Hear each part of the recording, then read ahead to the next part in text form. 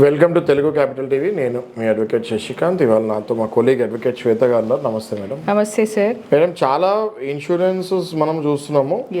Accident కానివ్వండి, ill health కానివ్వండి, ఒకసారి ఏదైనా ప్రాబ్లం అయిందంటే 100% క్యాష్లెస్ ఫెసిలిటీస్ మేము ఇస్తాము అని చెప్పి ఇన్సూరెన్స్ కంపెనీలు చాలా మటుకు చెప్పి మభ్యపెట్టి ప్రీమియమ్స్ తీసుకుంటూ ఉంటాయి.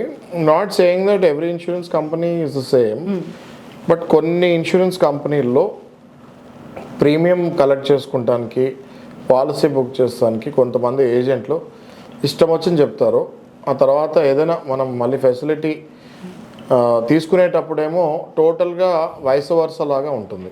ఓకే, సో ఇట్లాంటి కేసులు ఏదైనా ఒకటి ఎగ్జాంపుల్ తీసుకొని మీరు చెప్తే అది మనం ఎడ్యుకేట్ చేస్తున్నట్టు. Definitely sir. యూజువల్లీ ఎవరైతే ఉంటారో ఈ ఇన్సూరెన్స్ ప్రీమియమ్స్, లైఫ్ ఇన్సూరెన్స్ కానివ్వండి, హెల్త్ ఇన్సూరెన్స్ కానివ్వండి, మనం అన్ఫోర్సీన్ కండిషన్స్లో ఆ కుటుంబము అనాథలు అవ్వకుండా కొంతైనా మానిటరీ బెనిఫిట్ రావాలి అని, లేటెస్ట్ టేకెన్ ఒక మనిషి యాక్సిడెంట్లో చనిపోతే వాళ్ళు రోడ్డును పడకూడదు అని, యూజువలీ ఫ్యామిలీ పడకూడదు అని ఇన్సూరెన్స్ చేయించుకుంటాడు అతను.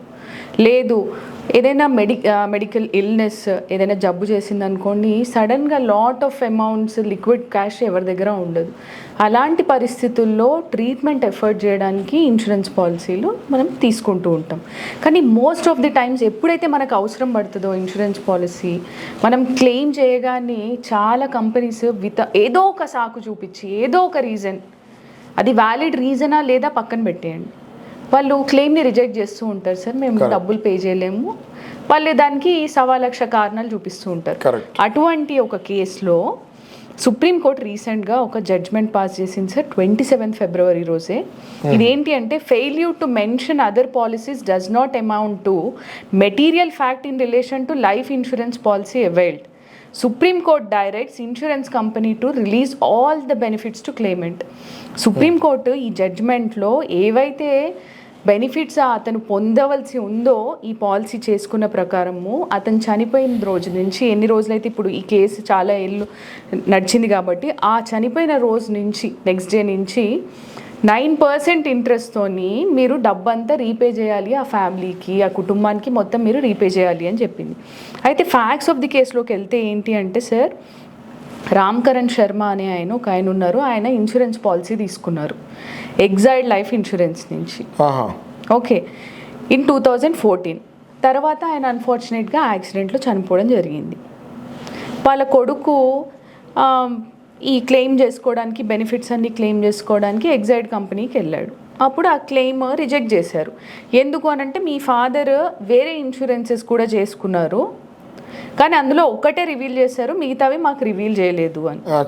ఏంటి అని అంటే, ఆయన లైఫ్ ఇన్సూరెన్స్ కార్పొరేషన్లో కూడా చేసుకున్నారు, ఇంకా ఏమో అవీవా అనే లైఫ్ ఇన్సూరెన్స్లో కూడా ఆయన ఇన్సూర్ చేసుకున్నారు. సో అవి మాకు కన్సీల్ చేశారు. మాకు అవీవా ఒక్కదాని గురించి చెప్పారు, కానీ లైఫ్ ఇన్సూరెన్స్ కార్పొరేషన్ ఆఫ్ ఇండియాలో చేసుకున్న పాలసీ గురించి మాకు ఆయన చెప్పలేదు. సో ఈ మెటీరియల్ ఫ్యాక్ట్ ఆయన సప్రెస్ చేశాడు కాబట్టి మేము ఈ క్లెయిమ్ని రిజెక్ట్ చేస్తున్నాము అని అన్నారు.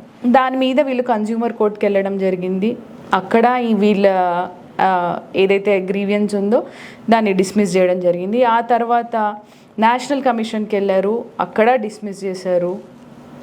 ఆ తర్వాత ఈ నేషనల్ కమిషన్లో కూడా డిస్మిస్ అయిపోయిన తర్వాత వీళ్ళు ఎపెక్స్ కోర్ట్ అయిన సుప్రీంకోర్టు దగ్గరికి వచ్చారు. అప్పుడు సుప్రీంకోర్టు ఏమనింది అని అంటే, ఇది ఒక మెటీరియల్ సప్రెషన్ ఆఫ్ ఫ్యాక్ట్ ఏం కాదు, and insurance is a contract. It is a duty of applicant to disclose all the facts which may weigh prudent with a prudent insurer. కానీ ఇతను ఇది మెడికల్ ఇన్సూరెన్స్, ఆయనకి ప్రీవియస్గా ఎయిల్మెంట్స్ ఉన్నవి ఆయన ఏమీ కన్సీల్ చేయలేదు. అండ్ ఇది ఒక మెడికల్ ఇన్సూరెన్స్ క్లెయిమ్ కూడా కాదు ఈయన క్లెయిమ్ చేసేది. అవీవాలో 4 లక్షలు తీసుకున్నాడు sir, which was rupees for 40 lakhsకి ఒకవేళ యాక్సిడెంట్ అయితే. సో ఈయన మీ దగ్గర తీసుకుంది ఏంటి, యాక్సిడెంటల్ పాలసీ, హెల్త్ పాలసీ కాదు. సో మీరు దీనికి దానికి ముడి పెట్టాల్సిన అవసరం లేదు.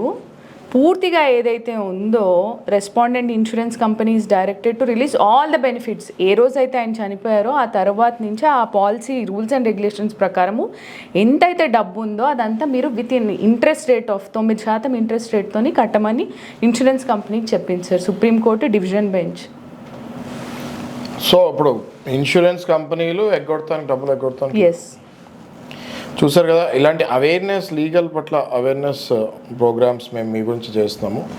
సో దయచేసి మీరు కొంతమందికి షేర్ చేయండి, సో దట్ వాళ్ళు ఇట్లా ఇన్సూరెన్స్ పాలసీస్ క్లెయిమ్ చేసుకున్నప్పుడు ఏమైనా డౌట్స్ ఉంటే ఈ వీడియో గుర్తొచ్చి they can go accordingly. Thank you very much.